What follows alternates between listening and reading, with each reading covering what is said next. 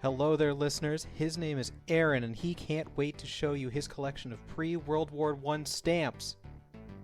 And his name's Tamalama Ding Dong, and he likes to party. Yeah, and this is the Super Pod Saga.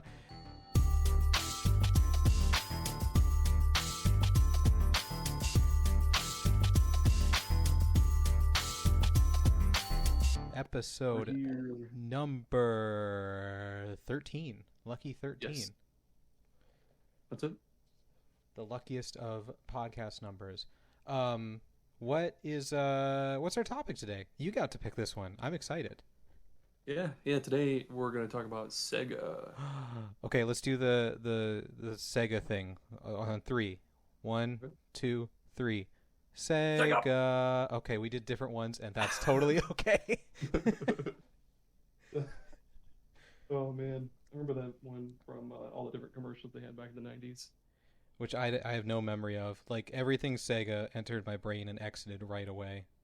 Because I was like, that's not Mario. So why did you pick Sega for our topic? It's just fun to talk about because, like, for a little while, it seemed like they were kind of unstoppable, and then pretty quickly, they just crashed and burned. Yeah. There's a lot of different points. Like, I've got a lot that we could talk about in case you didn't have like a whole lot, but I jotted down quite a bit, and I went into a little bit of detail with a few of them. I wrote down Sonic the Hedgehog and Sega Genesis.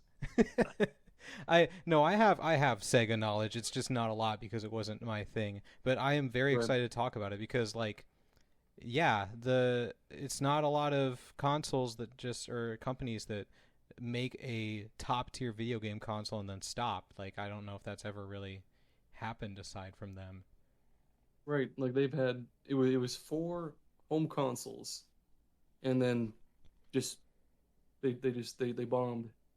I mean, it wasn't really they bombed. I guess they got beat pretty badly. But it was also weird is like most other consoles, like say like the Atari did like 2 or 3, I believe, and then like other ones were like one and done. But Sega's, I think they're still going pretty hard in arcades today, mostly in Japan, of course. But Yeah. So where do you want to start this Sega conversation, Mr. Sega Man? all right, I mean, I'm definitely no expert like a lot of the people on Twitter, but You I've are got like the a pretty. expert of this podcast. That's true. This is our podcast. They can all piss off. Just kidding. I mean, yeah. Unless you're into that. I- that's true. That's true. There's a whole genre of stuff there on the internet for that. So whatever you're into. But I guess to start us off, I had like a really brief, I guess, timeline of all of Sega's doings. Yes. And it's super brief, but it's not going to take a while at all. So, really, Sega started back in the 1940s. They were making coin-operated slot machines. Classic. And, it was in the 1970s that they started into the arcade market, and they had a few games here or there they started with, but they started really developing that back right around the 80s, which early 80s, 1983 actually was when they brought out their first home console, being the SG-1000. The SG-1000? Yep, that was their very first home console. That is not a catchy name. No, not at all. Any stretch of the imagination. And it was supposed to be like the competitor for the NES because they had gotten a pretty hefty whiff, a big old whiff of like Nintendo was working on going from arcades to home consoles with the NES, and Sega was like, oh, maybe we should hop in on that too because that was all the rise back in the 80s because the Atari had been blowing up after the console crash, of course, but yeah, the SG-1000 went through two different revisions, and the third one actually being the I guess like their main competitor for the NES. That was the Master System. There we go. Now we're talking about things that I've heard of. This Yep. one actually has a controller too. The SG-1000, I looked, it had like more of an Atari-like controller. Yeah, this one was really where it started. It was almost like the NES controller. It was obviously rectangle like it and had like little buttons and stuff, but it wasn't like the huge joystick or anything like that.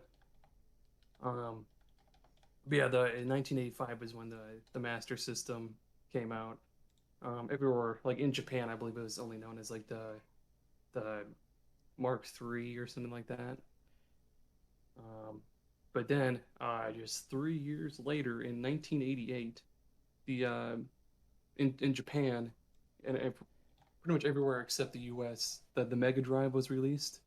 Um, us in the U.S. only know it as a Genesis. It was the Mega Drive literally everywhere else but the U.S.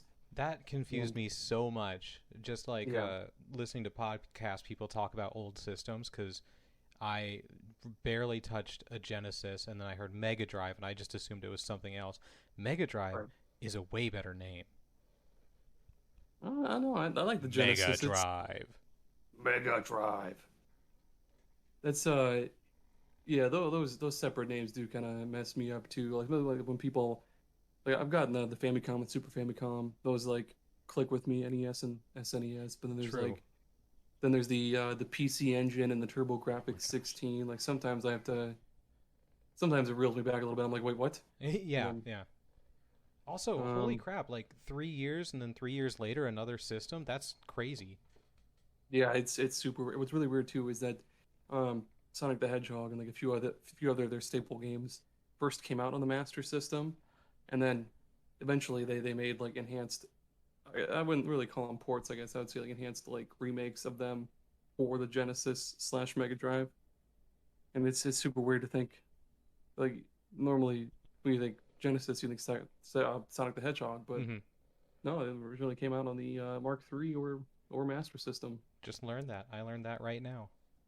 And the cases for games for the Master System were really really boring because they were just gray and they had like grid lines and it was just let me look up one real fast. Say Alex Game Kidd case. Master System It case. honestly, some of them almost look like modern takes on what a game card like a because they're so simple. It's just like one image, the words, and white lines on the background. What's that Yeah, called? just like the grids or yeah, Yeah, yeah. yeah. It's So also the art on the front of those two is really goofy too. Like one of these Alex Kidd ones that I'm looking at. They're just it reminds me of the NES Mega Man art where it looked nothing like what you would think Mega Man looks like. It's just like oh my some gosh, those Mega realistic Man looking ones are human. crazy. Yeah. And they all Uh, say the Mega cartridge. yeah. Some of them have like on the top left they'll have like they'll Action. have the genre I should say on the top left, which is really really weird. So Well, I helpful. guess not really weird, but yeah. Adventure role playing. Arcade. God, Neat. there was a lot of Alex Kids. Holy cow! People And love their Alex Kidd. I don't even know what Alex Kidd looks like. actually, Alex Kidd was the original mascot for Sega before Sonic. What? Yep, yep. Once Sonic came along, though, especially I think it was on the Genesis, people really started picking up on Sonic. Oh That's yeah. when he Oh became yeah. the mascot for Sega. But well, yeah, the Sega was like it was a good system. There was a lot of weird stuff Sega did with that. Um, I believe, yeah, it was the Genesis was known as like the cooler console compared to the SNES because Mm-hmm. the SNES was like fun for the whole family. Everybody can play it, kids, adults, whatever. But Genesis was like, no, bud, we're the cool punk '80s '90s console. Like we have blood on Mortal Kombat and all Yeah. sorts of other goofy Yeah. stuff like that. That's so crazy that like they turned the blood into smoke on the Nintendo version. I know it's and then um they had that whole thing with Sega does what Nintendo don't. Yeah, I was gonna say, is that the Genesis era? Yep, that was the Genesis.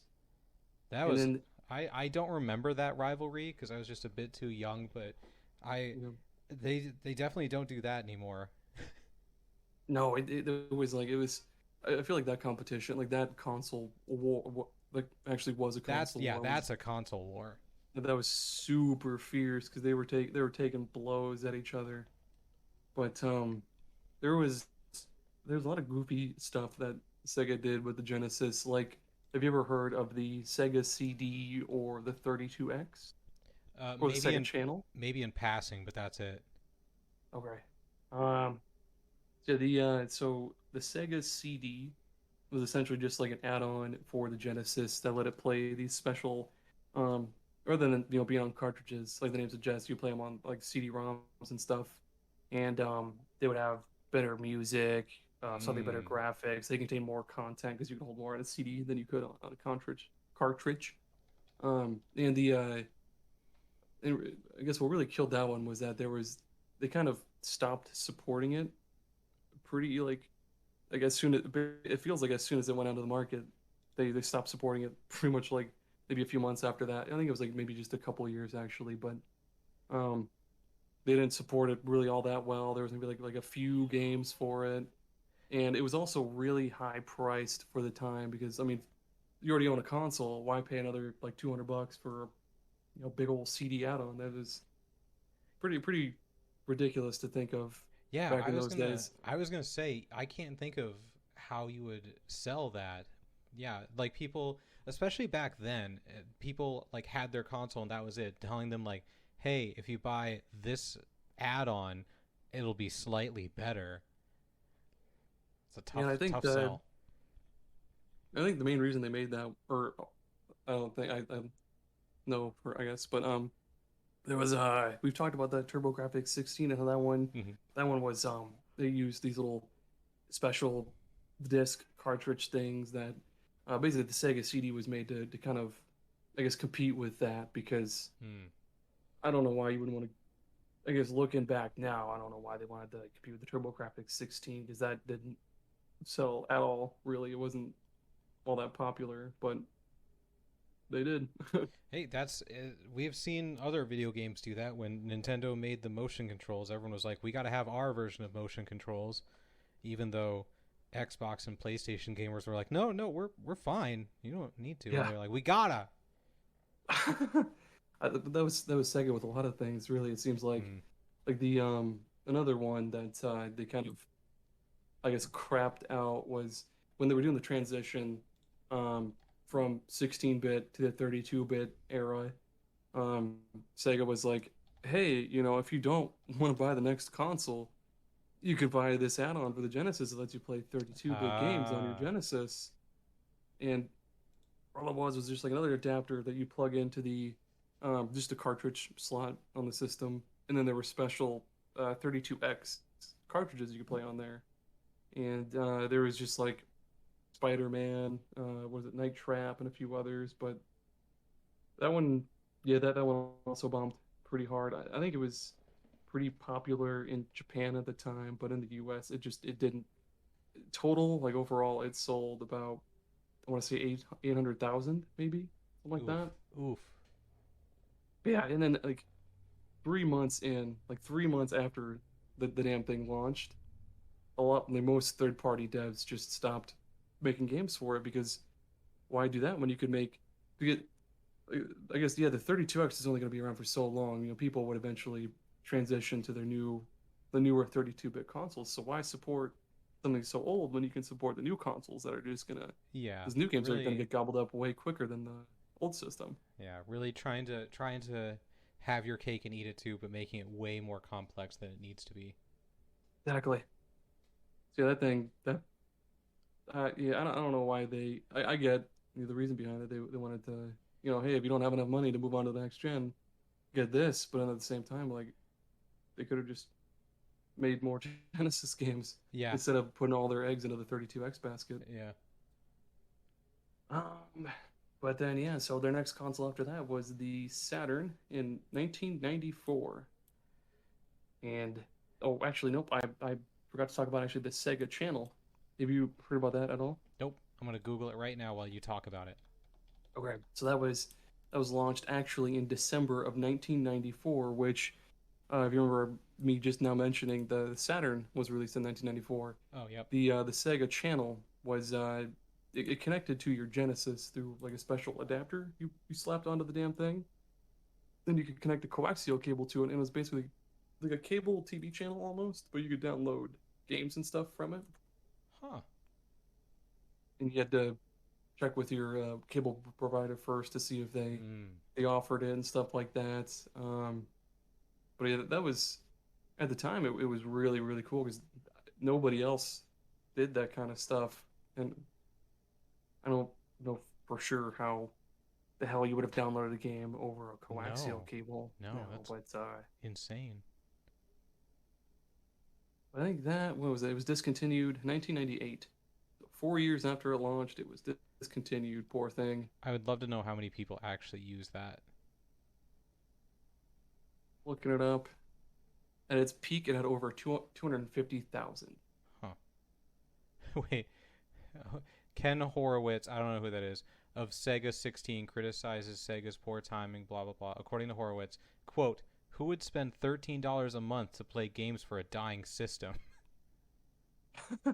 Which the dying system is a good point, but it's interesting the $13 a month because now Game Pass is like the biggest thing in the world.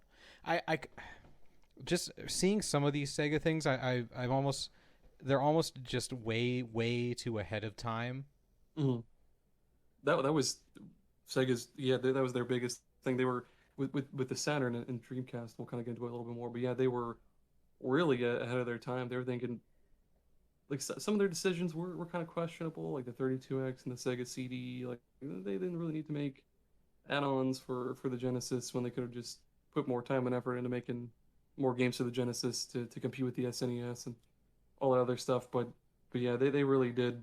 They really were so far ahead of their time. They did a lot of stuff that no other consoles have ever Yeah. have ever done in their lifetime. Um, but no, yeah. So Sega Saturn in 1994, that was their 32-bit console that competed with the N64 and the PlayStation 1. And this was where things got pretty gall-darned rocky. Well, they were already rocky with all the money they wasted on the 32X and the Sega CD. But really what happened was there was back in the Genesis days, they got a lot of third-party support with sports games. Hmm. With the Saturn, they didn't have really any. They had like a little bit, like very minimal third-party support, really. So they had to come up with their own sport, like the Sega Sports series, basically. And there was just not a lot of third-party support on that guy. Which if you look at like the N64 and PlayStation One, most third-party games that came out would either come to both consoles or um, I'm trying to think of a few off the top of my head. I think Gex, I know for sure, was on both consoles, and I'm drawing a blank here. Oh, But me too. Sorry. no, you're all good. But yeah, lack of third-party support, and they also did this weird, I guess like you'd call it a surprise launch with the Saturn, where there was a it was an E3 or some other conference back in '94, and right at the end of their conference, after they were done showing off all their stuff, they were like, "Oh, hey, you know what? Guess what? The Saturn's out now. We just released it right now. It's out." And so like so just a bunch of retailers who had no idea the console was even out. They had to rush to put in orders to get everything, and it was just a Oh, big old what a hassle. nightmare. Yeah, so they had to get the console and all the different launch games and all that stuff. It was but then shortly after that too, I think maybe it was a 1 year, I believe, after the Saturn came out. The the PlayStation One was announced at some other conference, and PlayStation was just like, because when the Saturn was released, I think it was like 299, something like that, and then Hmm. the PlayStation One, like Sony with the PlayStation One, they were like, oh yeah, and it's only 199, Oh, and then yeah, brutal. but yeah, the PS One just slaughtered that generation with all their third party games and how much better the graphics looked compared to the N64. And they had all sorts of different third party. They had the PS1, as we all know, it had just oodles and caboodles of games. They Just came out swinging. I can't imagine like yeah, launching a system and getting like the number of games that Sony got for the PlayStation out of the gate. Insane. it's kind of staggering when you think about how many games because that game or that not the game that console has so many different what you would call hidden gems, like games that were just kind of hidden underneath the radar because they had so many big releases coming here and there. I mean, they had Final Fantasy. Well, these aren't the hidden gems, but these are just like some of the, I guess some of the best, like most more high profile series that they had on there, like Final Fantasy and Wild Arms, and they had just shit tons of racing games like Twisted Metal and stuff like that. It's And just thinking about it, it's a weird environment. Just thinking back to how they were able to have these franchises launch and that like went going for years. Like it had Rayman, it had Spyro, it had Crash Bandicoot. Like if there's a new IP from a developer today, it takes a lot for it to become a hit. And with PlayStation, it was like just tons of them. yeah, there were especially from not just from Sony themselves, but like other third party ones. It's so hard to imagine. But then on the Saturn, any game that came out, it sold just piss poorly because nobody even. It, the Saturn, I guess, was really popular in Japan, but in the U.S. and pretty much everywhere else, it was just nah. I Because have back in the, go ahead. I was gonna say I have to say like I have no memory of the Sega Saturn existing. Like Yeah. in my head, it went Genesis to Dreamcast. I have zero memory of anything in between. Like a month ago, if you would have been like, what Sega system was out at the same time as the PlayStation and 64, I would have been like, it's either the Genesis or the Dreamcast, I guess, because that just wasn't even a thing. I know, and it's kind of sad to think about that because, yeah, back when I was a kid during that time, like during that generation, all I knew existed was the N64 and the PlayStation 1. Yeah. If anybody was like, "Hey, it's 1994," or I guess 90, we'll say 96. Hey, what console do you want? What games do you want for it? I'd say, "Hey, I want the PlayStation and I want Final Fantasy 7," Yeah. or I'd say N64, Super Mario 64. But Yeah. Absolutely. what's even weirder too is that the N64 didn't sell nearly as well as the PS1 did, Hmm. but still the N64 is just it's so popular. It's so immensely popular. So much so that I mean they've added the N64 to Nintendo Switch Online and Virtual Console and stuff like that. But Sorry um, for my ignorance, but did the Saturn do 3D graphics like the Nintendo 64 and PlayStation? oh yeah, it did. Okay. Oh Okay. yeah. So, okay. Um, No idea. the Saturn. No, I guess it wasn't the first one that did 3D graphics because I think I forget when Super Mario 64 came out, but the Saturn did have a lot of 3D games. Like there was Panzer Dragoon, there was Virtua Fighter. I forget what the racing series was called. There were a lot that were 3D on that one. And what's even weirder too is like all the games they had some really good games on there. The games played really well. Um, it's just sad that it just Sega didn't really seem to go. I mean, I guess it's not their fault really that they didn't go whole hog on it and really advertise it and get as much support as they really needed to for it to get it to sell. But I mean, it's like we said, like competing against the 64 and the PlayStation. We just listed off tons of PlayStation heavy hitters. It's obvious that the Nintendo 64 had an insane amount of heavy hitters. Like, oh yeah, I don't know how you'd compete with that. yeah, and they that I guess that downhill snowball that they had with I guess that kind of started with the Sega CD, which was Hmm. the first add-on that came out for the Genesis. That all kind of go started going downhill. Went from the Mega Drive to the 32X to the Saturn, and then it kind of got a little bit uphill with the Dreamcast, which was released in 1998. That was the first of that generation of like the GameCube, Xbox, PS2, Dreamcast. Yeah, Um, they had they had a pretty good launch. They kind yeah. of played it by the books a little bit. They were like, hey, we're not gonna surprise release it. We'll put out a good price. It's got online multiplayer for free for When Choo it Choo Rocket right off the bat. for Choo Choo Rocket, when it released, it had by far the best graphics of any system available. I I remember seeing the Dreamcast graphics and being like, that you can play that. That's not like a cutscene. That's an actual game. It was crazy. Like it was the Yeah, Sonic. It was the Sonic running away from the Orca whale or whatever, the killer whale. yeah, on Sonic Adventure. Yeah, Hmm. and that's another big thing too with the Saturn was that because like with Nintendo, obviously people were looking forward to the next Mario game because Mario was just massive. People would people would come in waves to get the new Mario. But with the Saturn, there was no actual, I guess, Sonic game to it. Like there were ports of previous Sonic games and just other spin-offs, but there wasn't an actual Sonic game for the Oh, that's Saturn. crazy. That's Yeah, crazy. like that was their defining series really was Sonic, and Oh yeah. they, they had the one at the time, Sonic Extreme, and that was in development for so long because the developers that they put in there were they had no help at all. They were really, what's the word I'm looking for? I guess inexperienced really, Mm. both with developing for the Sega Saturn, but also with the new 3D graphics. 'Cause it was gonna be fully 3D, fully open world and everything.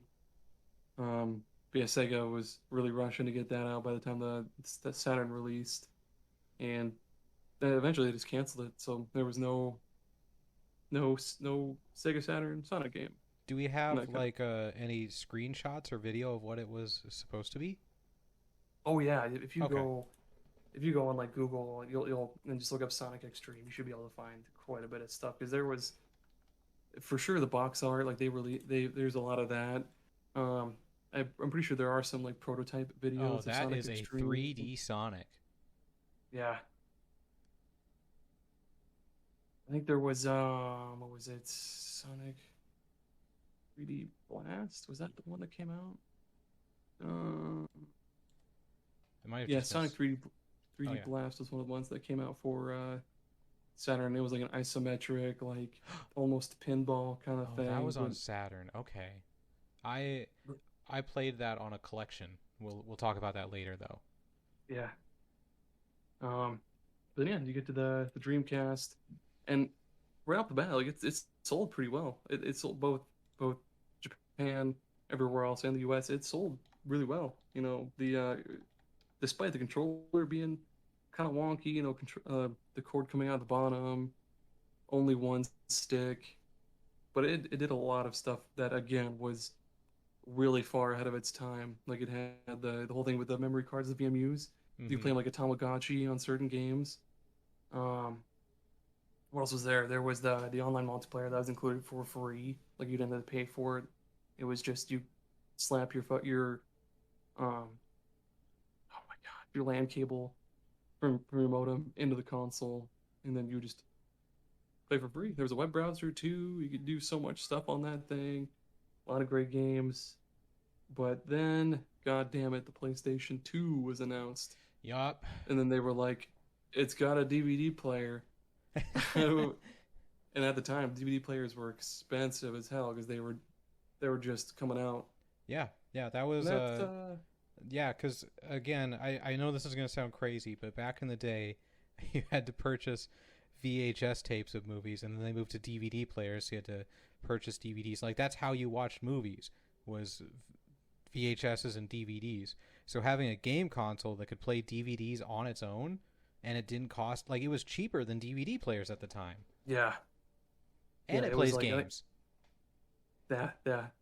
And there was and what also kind of killed Sega a little bit. Well, I guess this probably isn't Sega's fault at all, but the PS2 was backwards compatible with almost every PS1 game, which was Mhm. huge Yeah, yeah. because lots of people bought the PlayStation and lots of people still had their PlayStation games, so they could just go right to the PS2, pop in their old games, and they're good. But yeah, in retrospect, if the Dreamcast did have like a DVD player built in, and I guess um, that probably maybe might have. I'm not sure. I'm not sure if that would have saved it. It's hard to say. Uh, Hindsight is 2020. again, it's just tough to go up against the heavy hitters of the PlayStation 2, which isn't that the highest selling home console of all time? It still is. Yeah. I think And I'm pretty sure the Switch is coming close, unless I'm wrong. yeah, Switch is getting closer, but PlayStation 2 is still up there. And Xbox came out with a Mr. John Halo taking the world by storm. Like, you just, and then the GameCube, obviously, with all the Nintendo properties. You've just Yep. got, again, all these consoles with their heavy hitters coming in, and Dreamcast, Saturn, they don't have the heavy hitters. That's right. And yeah, the Saturn also did, or not the Saturn, sorry, the Dreamcast also didn't have, I guess, as much third-party support again as the PS2 and all them had. But because back in those days, in that generation, it seemed like every third-party game came to all three systems, if not two. Yep. Yep. But yeah, but yep. Nowadays, that was Sega's last console. They were like, we're Audi 5,000 people, and then they went strictly to only software, and they did us a solid by porting most of their Dreamcast stuff and Genesis stuff to the current, not just current consoles, but also consoles back then. They had just shit tons of compilations.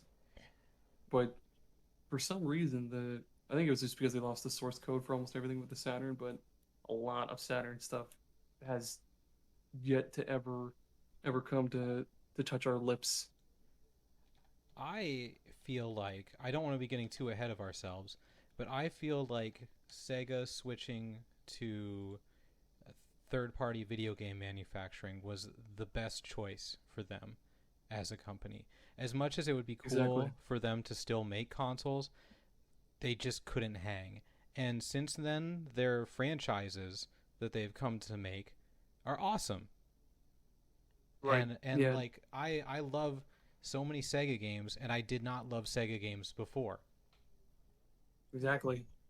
It's weird to think that, if Sega had gone either back into the console business or had they just declared bankruptcy and just washed their hands of the whole ordeal.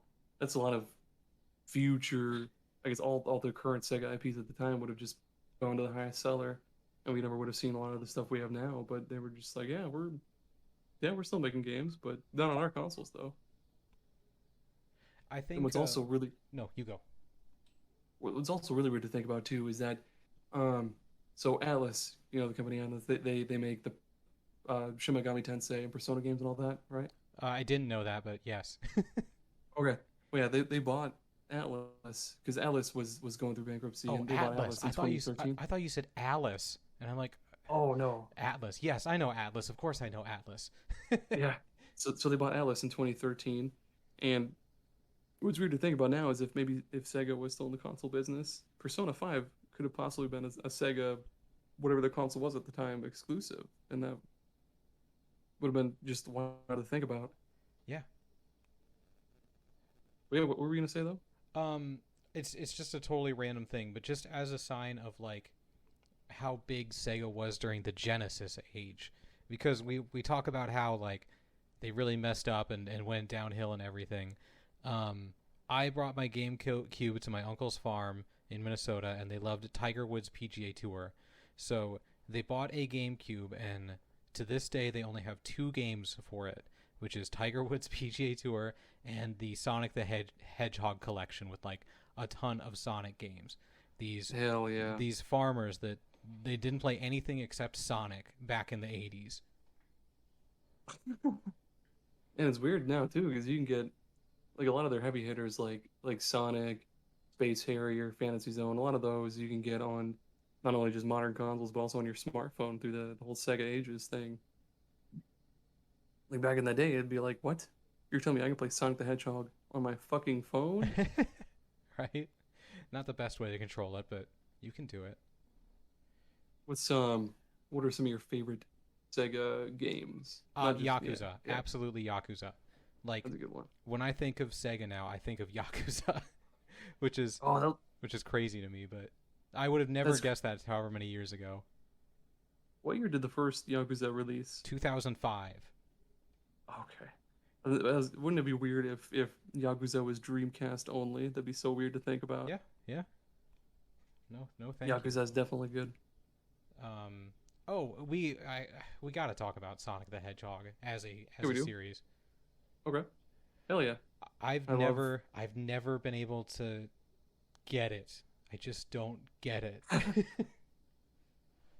I'm I'm kind of almost the same way. Like I've beaten maybe quite a few of the 3D Sonic games. I've never beaten Sonic 1, 2, 3, Sonic Mania, Sonic CD, Sonic and Knuckles or whatever. I've never beaten a 2D Sonic game because they piss me off so much. There, I've only played it in like the Sonic collection on my uncle's GameCube, but so I am not an expert on this at all. But just as a Yeah. person who's played a very small amount of it, it just feels like a contradiction to me. Like the first couple of levels are super fast, super open. There's all these different routes, and I get that. I'm like, oh, this is crazy. I'm moving so fast. Ah, and then like the later levels are like the like the casino level where there's like Mhm. it's just confusing and there's it gets to be like maze like and you have to stand on things and wait for them to move and I'm like, Yep. what happened to the speed? Yeah, that also threw me for a loop too. I remember for sure there was one of the ones that I hate the most is the it was like Chemical Zone, I think. And that level pisses me off more than any other level in any other video game ever because it starts off so fast. You're just zooming all over the place. You're fucking Ferrarying all over the goddamn level, and then you drop into that one area where it starts to fill up with water, and then God forbid you miss a fucking jump, and then it goes dun dun dun dun dun dun dun dun dun Oh, dun that dun dun, dun music. and then you run out of air and you die because you missed a fucking jump barely. I hate that part so much. And then the 3D Sonics, your Sonic Adventures, your Sonic, Oh those games. yeah. People love Oh my those. People who God. grew up with those games absolutely adore them.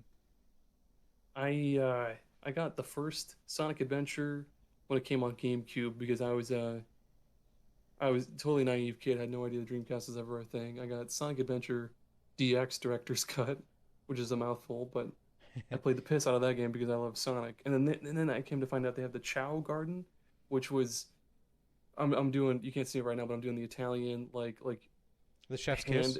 sign thing. Yes, yes. Oh, the Chow Garden. Oh my God. You just raise little chows, up their stats. You raise other chows, beat their little fucking baby asses, and How has no one made an off-brand Chow Garden? Because again, that's another thing that everyone seems to have loved. I don't fucking know. I don't understand why. I'm so close to the mic right now, but I don't know why. It was so fun. It Got was the microphone shoved into your mouth. it really was because that shit was so. And they did it again with Sonic Adventure 2 and made it even better. They added more stuff you could do.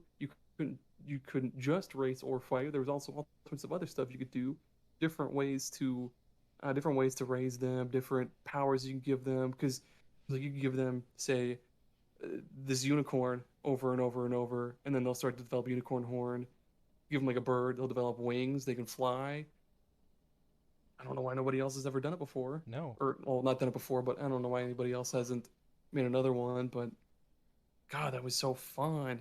What I found super fascinating in this is extremely specific to me, but I follow a lot of YouTubers. I'm a YouTube guy, not a Twitch guy. Yeah, And I same. watched a couple of guys that are older than us slash closer to our age play Sonic Adventure and Sonic Adventure 2 for the first time, and they made it look like the most horrible game, like uncontrollable, nonsense, confusing. And then I watched a YouTuber who's younger than us by a generation or so who grew up with it, and he just flies through it and he's having fun and he's pointing out all these things about it. It's it's just so crazy that there's that Yeah, generational difference. there's this one YouTuber I watch a lot, Nitro Rad. I've talked about him a lot, but Talk to him. um, I wish I could talk to him. No, I've watched him. There's a couple of videos where you kind of see him just blast through the first level of Sonic Adventure 2. I think Sonic Adventure 2. Yeah, because you're running from the truck. Yep. Just blast through the motherfucker so quickly, and um, it's wild. It's insane how janky Sonic games can be, but they're also pretty awesome when you master how to Yeah. move through that goddamn game. Yeah, I think that was weird. A weird realization to me was how the 3D Sonic games were still similar to the side-scrolling ones, and how it was like there was a speed component that you were Yep. supposed to. Because the first one I watched was the older guys, and they were just really struggling, and it just looked like a platformer to me. Mm. And then seeing someone who actually knows what they're doing do like all these combos and stuff, I was like, oh, that actually looks kind of cool. What's weird to me too is I guess Sonic games compared to Mario games, like Mario's definitely way more acrobatic. There's a lot you can get that little Italian bastard to do that you can't get Sonic to do. But Sonic games are super duper satisfying to just when you do the homing attack just right on like maybe seven robots in a row, and then you blast yourself onto a those little spring pads, and you just like jet across the entire goddamn level to the next part of the level, and that shit's just so cool. Like just the feeling of speed you get from just blasting your way through a level. You don't get that from really anything else. Yeah. And then Sonic '06. Ew, oh man. Sonic kisses a girl. And then That's the and then subtitle Stoker of the was a game. It's just Sonic '06. Sonic kisses a girl. Oh my gosh, Shadow that the one was. Hedgehog, Sonic Boom, lots of Sonic in the Black Knight. Oh, I forgot about those. Sonic and like the Thousand Rings or whatever. The Arabian Nights one. Oh my gosh, that was supposed to be a series. Sonic Mhm. goes into all the different storybooks, and that Oh, didn't Sonic last. Unleashed, the Sonic Werehog, on, yeah, the the Werehog. stretchy arms. Oh my gosh, what? I'm I just want to know what happened, because It Sonic really went downhill. was good, and then suddenly it just took a steep nosedive, but like not enough of a nosedive for them to stop making them. Yeah, I think it was. I think it was really after the whole GameCube and PS2 era that they got kind of went downhill because they ported Sonic Adventure 1 and 2 to I think just GameCube. I don't know if it was on PS2, but then they had Sonic Heroes that came out on everything, and that one wasn't bad. Like it was a little shitty sometimes, but it wasn't bad. Yeah, I can't for the life of me think of any other 3D Sonic games that came out to the that generation, but I think that was maybe it I think because I they did. I think it was the video game environment changing around Sonic, because back in the Genesis days, everything was side scrollers. They made a really Yeah. good side scroller. Mm. Then things got 3D, and they still managed to make Sonic into 3D. Like everything was still platformers essentially. You had shooters and sports games and stuff, but you could still do a platformer. And Yeah. then platformers weren't really a thing anymore, and they tried to keep it going, and they just couldn't do it. They didn't have the talent that you saw with the Mario releases, and even they didn't really. A lot of people don't like what's the GameCube one? GameCube one what? Mario. Sonic game? Mario. Oh, Mario Sunshine. Sunshine, yeah. A lot of people say that's a bad Mario game. I've never touched it, but I don't know. It's so weird to think too about how like they try to get Sonic to do so many things, and they put him in like racing games, and they put him in like party games and all this stuff that basically Nintendo has tried and has succeeded at, but yeah.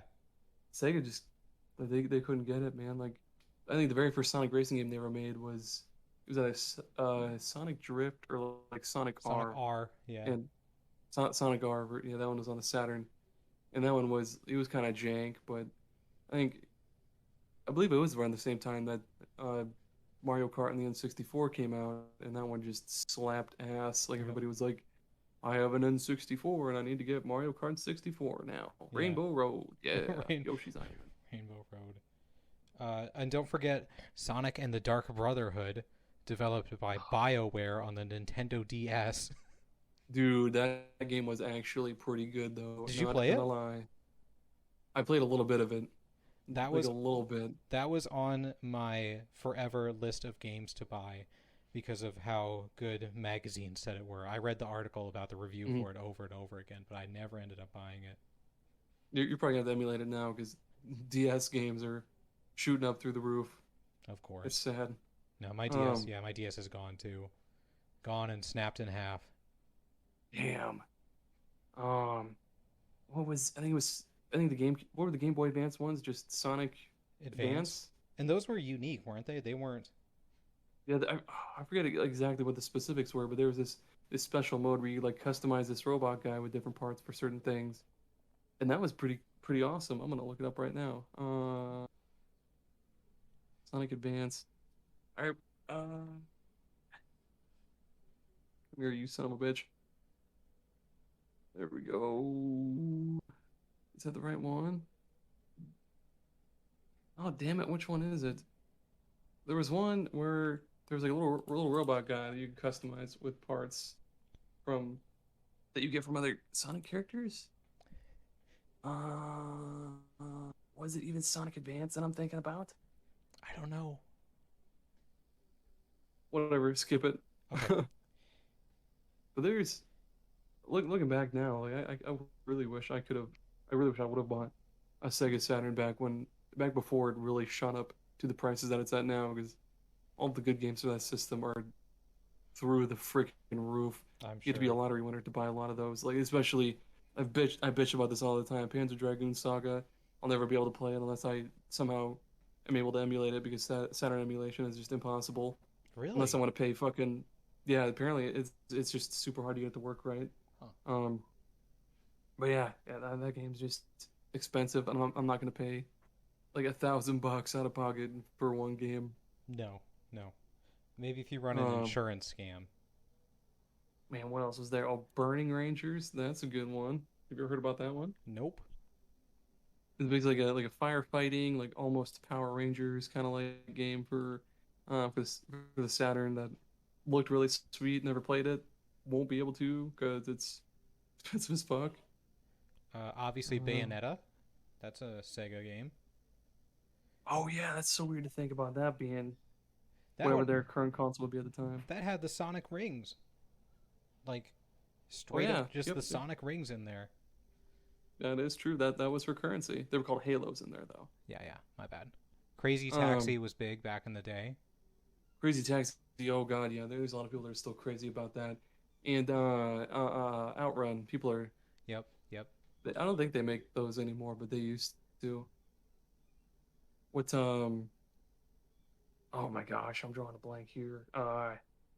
Shi they still kind of do the Shining series. Like it started off with Shining Force, but I think the last one they did was like Shining Resonance Refrain for the Switch. I think it's a RPG or something. Sega All Stars Racing. I have a friend who says that that is the best kart racer, the most recent one. Yep, we've talked about that on the Hidden Gems episode actually. Yep, Sonic and All Stars Racing Transformed. It's 2012. again chef's kiss. 10 years So ago that good. came out. It's so good. I've never Like played it, but I gotta believe it. If you and another person say it is. that's right. I don't know who the other person is, but I bet they're incredibly. I bet they're credible as hell. Super Monkey Ball. You haven't talked about Super Monkey Ball. Oh my god, how am I? Oh my gosh. Oh, I love Super Monkey Ball so much. Yes, that's. Oh man, yes, those are so great. The most recent one is actually pretty good. They have a lot of those like crossover characters, like the cat from Persona 5 and the little Kiryu. Ryu or red.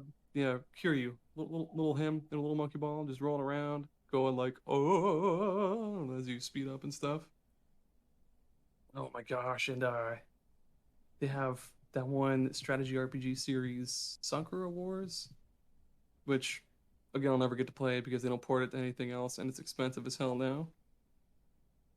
So another one's what's another one? Oh, that's the only When ones. Apparently Tetris, according to the Wikipedia here. Tetris on the Electronica 60, what? What the hell the is that? IBM PC. I don't know, man. I don't know. I'm just reading Wikipedia. Ooh, you know what we haven't talked about yet? The What? What? Sega handhelds. Oh, I was gonna ask about that. Okay, ask me right now to name a Sega handheld. Give me a Sega handheld, Tommy. I have no idea. One that I love kind of poking a little fun at, but it's actually pretty cool, is the Sega Nomad, or the Sega Genesis Nomad, which was like basically Sega Genesis you could play on the go, and it was cool, but like the battery didn't last at all on it.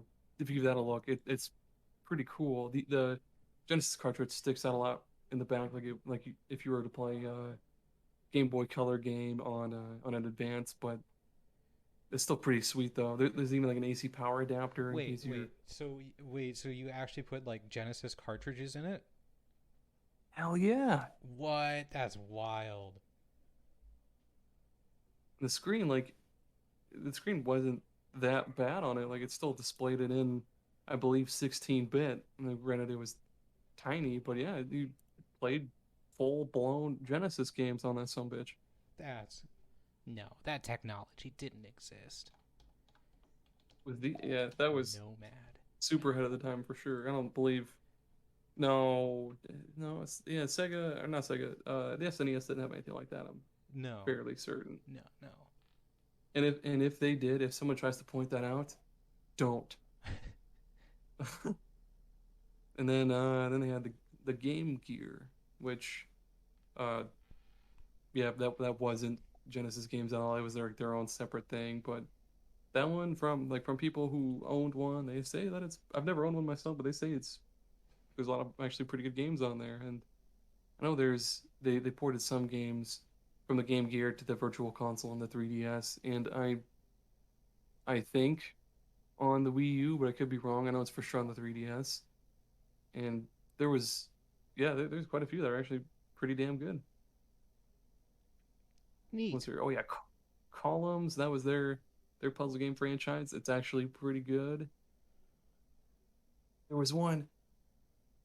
What is it? I think it's called Beyond Oasis or Oasis Defenders is what it is. It's like this like Arabian Nights style turn-based RPG. You have like your your Arabian prince and like a genie and like some thief guy that does sword dances and stuff. It's pretty great. What else you got, Tommy?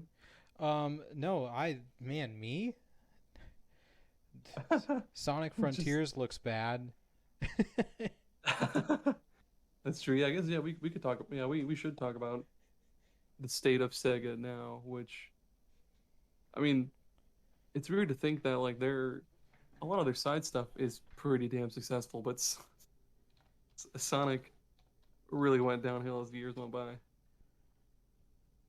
Do they What was the? does Sega have their own like you know how the EA has their things and Nintendo Direct and I don't. Oh, you're talking about like? Oh no, I don't think so. I think I don't think so either. they usually do it with like whatever the developer is. Like Atlas games usually go with PlayStation, or if Atlas has their own thing, or um I know with oh what the fuck was it? Sonic Forces. I think that was on. No, they had their own. I think they did have their own thing for Sonic Forces. Sonic Forces also sucked, but not Sonic Mania though. God damn it, people love Sonic Mania, but I suck at it. I think we should take a moment to talk about all the different forgotten Sonic characters. Okay, that's okay. uh, so we'll first start off with Cream the Rabbit. You remember Cream the Rabbit? No. I'm sure you don't, because she's stupid. What games was she even in? I've heard of her, but Well, not only in the reference that Cream the Rabbit is a terrible name. not only was she in Sonic Advance 2 and 3, but she was also in Sonic Heroes, Sonic Riders, and she was in the Sonic X anime, Sonic Riders. which also Sonic Riders Zero Gravity was really good. Everybody gives it gup every now and again, but it was good. Shut up. First appearance, Sonic Advance 2. Man. Yep. Cream the Rabbit, and she has a little chow named Cheese. Cream Cheese. Nice. Uh, and then what? I'm looking at this this list on a website, but Sticks the Badger. I don't know who that is. I can't talk Mighty about the her. Armadillo? Oh, yep, that's one of them. Bean the Dynamite. These Oh, I forgot.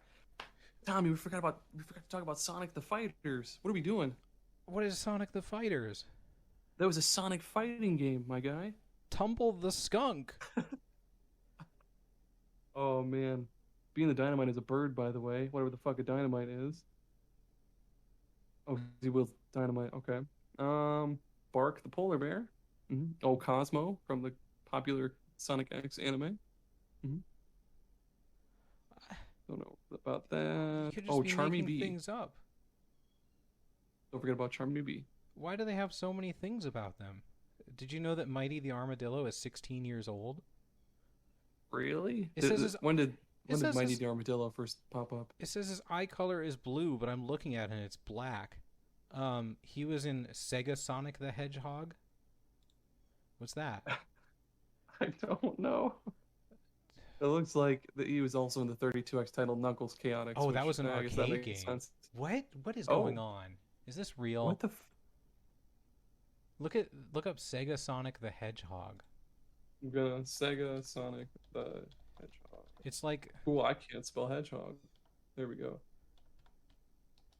this. Oh, what the hell? I Oh,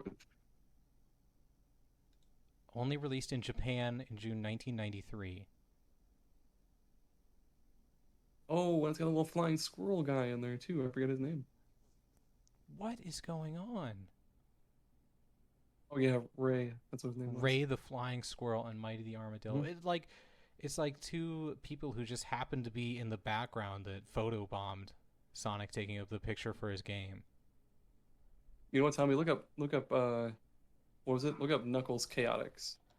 Knuckles Chaotix. I'm guessing it's with an X. Yep, it is with an X. Yep. What am I looking at it for? What am I looking for? Platform 32X. That's a number and a Yeah, letter. there was there were quite a few characters that popped up in that game that you never see anymore. Like on the cover for the game, the little oh my gosh, alligator or crocodile guy, Vector, I believe his name was. He shows Vector. up in quite a few games, but I always get him and the one from Donkey Kong confused. what? Him and the gators from Donkey Kong. Oh, King K. Rool? No, the enemies. Donkey Kong alligator enemies. This is the part of the podcast where we just Google things. Kremlings. Nice. Oh, wait. You must be shitting me. You forgot about Jet the Hawk? Jet the Hawk. That's a stupid name. That was from back in Sonic Riders. You also had oh yep, wait, Storm Okay, the Albatross. Jet the Hawk looks kind of cool. I'm Wait, a fan of you need to Jet look the at, Hawk. you need to look up Fang the Sniper. The sniper. We also just I think Sega's in a good place right now. This isn't Yeah. a person. This isn't a Fang real the Sniper? Fang the Sniper. Or Fang the Weasel or something like that. No, it's I just refuse to believe that. It's cool though. Yeah, I don't it is know cool. I don't know why we're Cowboy. doing this by the way. I forget, but the yeah. the Sonic the Hedgehog movies.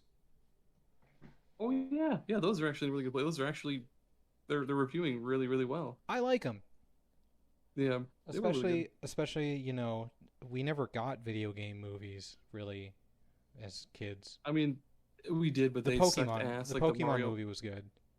The Mario movie was awful. Never seen it and I probably never will. Dude, oh my, you haven't seen. Holy shit, I Tommy, guess look up the Mario Bros. Movie Oh right no, now. I've seen plenty of things about it. I don't know if I can put myself through it. There's so many things I could better do with my time. So, oh my gosh. So in that movie, so I guess what is it? To rationalize like how high they jump in the games, they gave the guys in the movie these like super moon boots so they could jump as high as they do in the games or something stupid like that. Like if you look at the cover art for the movie, they've got these jacked up looking stupid boots. It's great. And And they give them plungers also because they're yeah, plumbers. yeah, they're plumbers. It's just like in Because every they're Mario plumbers. game. I guess back in the day, the Mortal Kombat movie was good, but if you watch it today, it's not good. No, not at all. The original, by the way. I like the more recent one too. Again, it's just nice to have video game movies like just seeing Mortal Kombat movie with modern CGI makes me feel good. Ooh, the Prince of Persia movie with Prince Jake of Gyllenhaal. Persia. Oh no. With Ev- Jake Gyllenhaal. Jake Jimlambin. But yeah, so again, that's another thing that Sega has done well is making the Sonic the Hedgehog movies. And Yeah, we got really sidetracked there. they've got good games. And again, like it took a while to get here, but I hear the Sega, they just have that tone now, that ba. I hear that and I'm like, I don't have a cringe towards it. I'm like, ooh, what's Sega doing? That's true. What's wild to think about is maybe if Sega maybe did stay in the hardware business, their software nowadays wouldn't be as No. what plentiful isn't the right word. I guess like it wouldn't be as highly valued really as it is now. Because there's not really counting Sonic a whole lot. Like a lot of their software is like people love it. Bayonetta. I guess only well no maybe only the Yakuza. first one was Sega. It still counts. But yeah, Atlas, fucking everything from Yakuza Persona, Yakuza, is really really good. Super Monkey Ball, Super Monkey Valkyria Ball. Chronicles. That's a good recent one. Yeah, there's Yeah, no way if there's they would have kept making consoles, we would not have the Sega games that we have today. true. Well, thank you, Sega. It's great. Thanks, Sega. Is that our end of the Sega segment? Sega segment. Yeah, I don't have anything else we can talk about Sega, but I guess if people want to talk to us about Sega, where can they reach us, Tommy? We have a Twitter page. It is at Super Pod Saga. We have an email, superpodsaga@gmail.com. We have a Facebook page, which is it's Tommy and Aaron Super Pod Saga. I think that's all of them. Oh, we have an Instagram. Oh yeah, I ask Instagram. Duh. questions on But Instagram. yeah, It's just Super Pod Saga.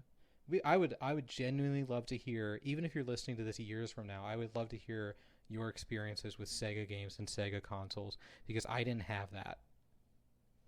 There's one guy that we follow on Twitter. I forget his name, but let me find him really really He's a fast. Sega-holic. Yes, that's what it is. Just Segaholic. Yeah, I'm gonna give that guy a shout out because I love everything about. Even though like I try not to talk a lot of shit about Sega, but it does come out like me talking shit. But I do love Sega and I love what they do. Please keep at it, Sega. But I love seeing all sorts of retro Sega stuff because it's great. Sega's great. Yeah, Shout out to him. absolutely. So it's my turn to pick the next subject, correct? Yep, that's correct. Excellent. Next week, we are going to be discussing the best video game sidekicks and companions.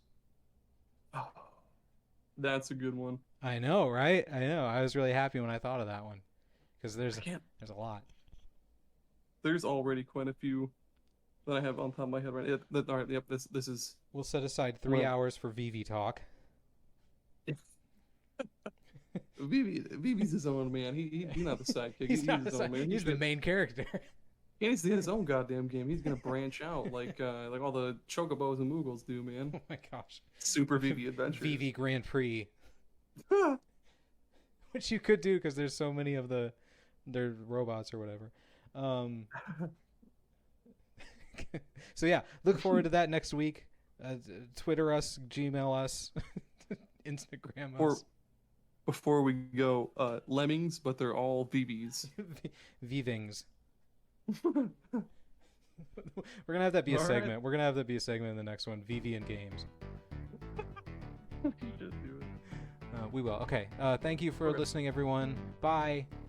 Bye bye.